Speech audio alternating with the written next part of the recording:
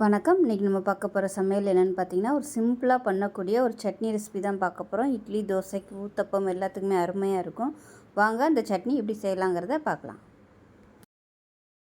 இப்போ ஒரு பேன் எடுத்துக்கலாம். ஒரு 3 டீஸ்பூன் போல் எண்ணெய் விட்டுக்கலாம்.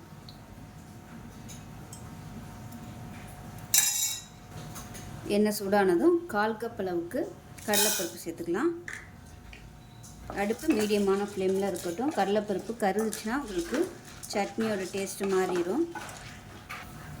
இதில் 1/2 கப் அளவுக்கு சின்ன வெங்காயம் சேர்த்துக்கலாம். இது கூடவே ஒரு 3 பல் பூண்டு சேர்த்துக்கலாம்.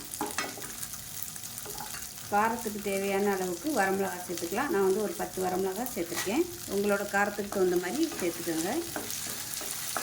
இது கூடவே சின்ன நெல்லிக்காய் சைஸுக்கு புளி சேர்த்துக்கலாம். அவ்வளோதான். இதுதான் வந்து பொருட்கள். இது வந்து நல்லா வதக்கணும். இப்போ தேவையான உப்பு சேர்த்துக்கலாம். இப்போ பாருங்கள், வெங்காயம் எல்லாம் நல்லா வதங்கிடுச்சு. அமர்த்தி எல்லாம் ஆற விட்டுட்டு நல்லா நைஸாக அரைச்சிக்கலாம். தண்ணி ஊற்றி நல்லா அரைச்சிக்கோங்க. ஃபஸ்ட்டு தண்ணி ஊற்றாமல் அரைச்சிட்டு அதுக்கப்புறம் நல்லா தண்ணி நிறைய ஊற்றி அரைச்சிக்கோங்க. அரைச்சிட்டு பார்க்கலாம். இப்போ வந்து சட்னி நல்லா அரைச்சாச்சு. ஒரு பவுலில் சேர்த்துக்கலாம். இப்போ மிக்ஸியை அலசிட்டு தண்ணி சேர்த்துக்கலாம். இப்போ நல்லா கலந்து விட்டுடலாம். கலந்து விட்டுட்டு எப்பயும் போல் கடுகு, உளுந்து, கருவேப்பிலை, பெருங்காயம் போட்டு தாளித்து வச்சுருக்கேன். அதை சேர்த்துக்கலாம். அவ்வளோதான்.